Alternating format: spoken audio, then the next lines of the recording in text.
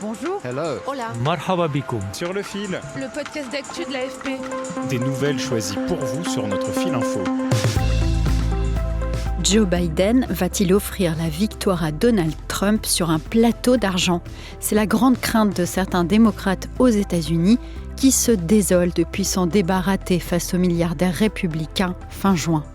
La santé du président sortant, âgé de 81 ans, et sa capacité à battre son adversaire républicain, puis à rester aux commandes de la première puissance mondiale, sont devenus le sujet dominant la campagne à 4 mois du scrutin. Fait sans précédent, le New York Times, réputé proche des démocrates, l'a appelé par 2 fois à céder la place, convaincu qu'il sera battu par Donald Trump, pas beaucoup plus jeune que lui en fait, à 78 ans, mais manifestement plus en forme. Joe Biden, lui, fait feu de tout bois, multipliant les bains de foule et les interventions. Mais le chemin est encore long et semé d'embûches pour le président démocrate jusqu'à l'élection du 5 novembre.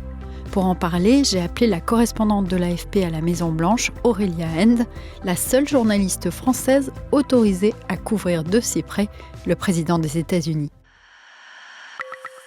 Sur le fil. TikTok regorge de vidéos cruelles sur la prestation du président vieillissant lors du débat du 27 juin.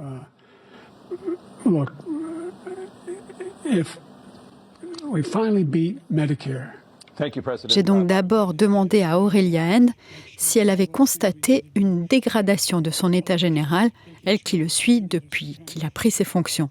Dans le fait de voir vieillir quelqu'un, et c'est une expérience quasiment universelle qu'on peut tous avoir avec des parents âgés, il y a des éléments comme ça où on a l'impression que quelqu'un devient plus fragile, etc. Dans ce qui concerne Biden, je me suis raccrochée à des éléments objectifs qui, très clairement, indiquaient, si ce n'est une baisse d'énergie, ont en tout cas une volonté d'alléger son programme.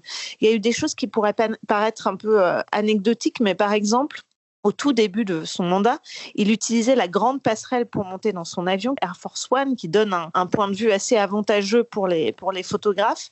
Et puis, il y a quelques mois, il a commencé à utiliser un autre escalier beaucoup plus petit, beaucoup plus robuste, beaucoup plus court, pour monter dans son avion, sans doute de peur de trébucher devant les caméras. Maintenant, quand il doit marcher, par exemple, pour aller prendre son hélicoptère, il va s'entourer de conseillers qui vont en quelque sorte faire écran entre lui et les objectifs pour que sa démarche, qui est quand même devenue beaucoup plus raide, soit moins visible. Ce qui a le plus inquiété les démocrates et certains élus, c'était son manque d'agilité et de répartie face à un Donald Trump qui en a profité pour multiplier les mensonges en direct. Donc pendant ce débat, c'est 90 minutes où Joe Biden, il a semblé par moments complètement perdu, le regard dans le vague, la bouche entrouverte. Il a buté sur les mots, il a bafouillé, il a parfois fait des erreurs. Alors Donald Trump, pendant ce temps-là, était en train d'enchaîner allègrement les mensonges, les contre-vérités, etc. Mais sur la forme, c'était une prestation vraiment calamiteuse pour Joe Biden. Donc après ça, il y a eu un moment où je ne sais pas si ils étaient sous le choc, son entourage était un peu sonné. Et à la Maison-Blanche, les journalistes n'ont pas peur de poser des questions très dures. Est-ce que le président, âgé de 81 ans, est atteint d'Alzheimer ou toute autre forme de démence ou de maladie dégénérative qui cause ses absences? Répondez par oui ou par non. Et là, par contre, depuis le milieu fin de semaine dernière, il a enclenché la vitesse supérieure. Donc, il a fait une interview sur ABC, lors de laquelle il a dit qu'il ne se retirait que si Dieu Tout-Puissant le lui demandait. Ensuite, il a fait plusieurs déplacements de campagne en Pennsylvanie où il s'est donné beaucoup de mal pour montrer qu'il était énergique. Il a fait des longues journées, il a fait des bains de foule. I know I'm not a young man. State the obvious. Well, I know. I give you my word as a Biden, I would not be running again if I didn't believe with all my heart and soul I can do this job. Je vous donne ma parole. Je ne me présenterai pas si je ne me sentais pas capable de faire le job. Les enjeux sont trop grands, trop grands. Donald Trump représente une menace authentique pour cette nation. Une menace pour notre liberté. Une menace pour notre démocratie. Biden a beaucoup de pression, puisque le New York Times l'a appelé par 2 fois à renoncer. Une prise de position d'autant plus importante qu'elle vient d'un quotidien réputé de centre-gauche. Le New York Times a aussi publié un article évoquant 8 visites d'un neurologue spécialiste de la maladie de Parkinson à la Maison-Blanche. La Maison-Blanche a démenti tout lien avec le président, évoquant des visites destinées en fait à des militaires vétérans. Les sondages ne sont pas bons, Donald Trump commence à prendre de l'avance et les électeurs doutent. Selon un sondage commandé par le New York Times, 74% des électeurs estiment que Biden est trop âgé pour être un président efficace.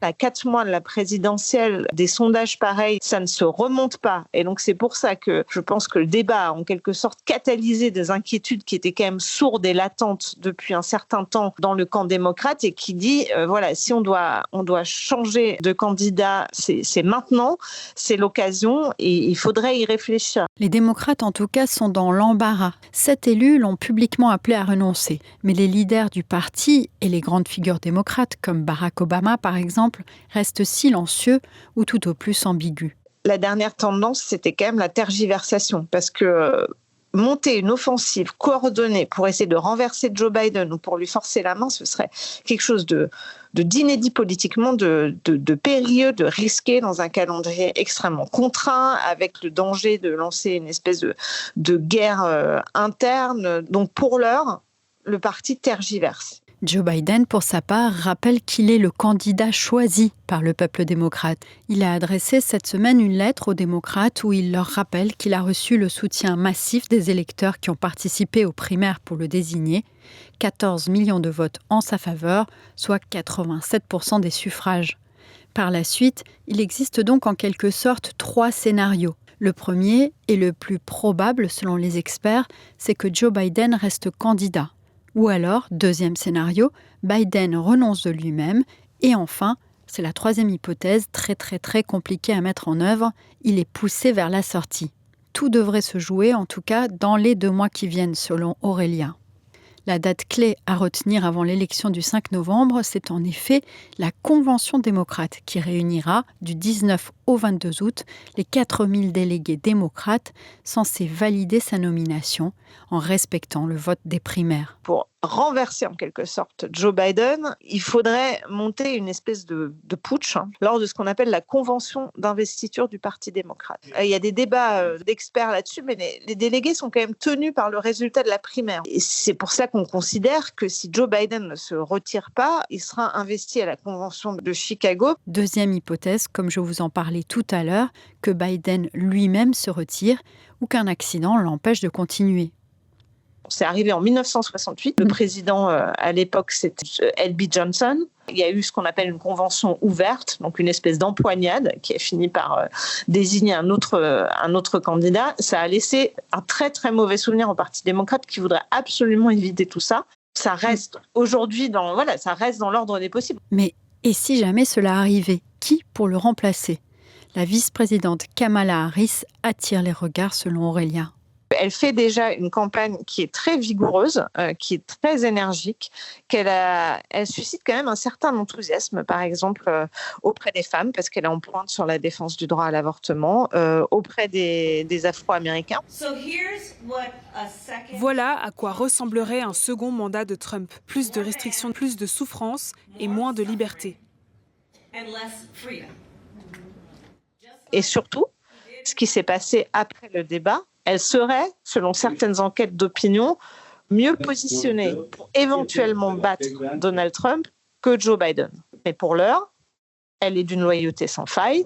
Elle n'a pas montré en public la moindre intention de se lancer elle-même dans la course. Le président tiendra une conférence de presse ce jeudi, un grand test pour la suite. Et après, le chemin reste encore très long. Il va dans le Michigan vendredi, la semaine prochaine, il va aller au Texas, puis dans le Nevada. Bref, un rythme vraiment effréné. Donc ça va aussi être un test de sa résistance. Sur le fil revient demain. Merci infiniment de nous avoir écoutés.